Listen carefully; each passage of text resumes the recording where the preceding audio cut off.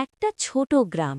রোজ রাতে সবাই দরজা বন্ধ করে ভয়ে কাঁপে, কারণ শোনা যায় গ্রামের পুরনো বটগাছের নিচে থাকে এক ভয়ঙ্কর ভূত। কিন্তু গ্রামের এক সাহসী মেয়ে ছিল, কৃষ্ণা। সে বিশ্বাস করত ভয়ের পেছনে নিশ্চয়ই কোনো রহস্য আছে। এক রাতে কৃষ্ণা হাতে একটা লণ্ঠন আর মুখে সাদা কাপড় জড়িয়ে বটগাছের কাছে গেল। হঠাৎ ভূত চেঁচিয়ে উঠল, কে ওখানে?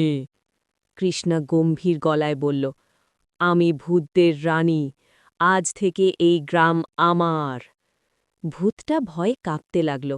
সে ভাবল, এর চেয়ে বড় ভূত আর হয় নাকি। ভয়ে ভূত দৌড়ে পালাল। আর পরদিন জানা গেল সে আসলে ছিল লোভী এক লোক, যে ভূত সেজে মানুষকে ভয় দেখাত।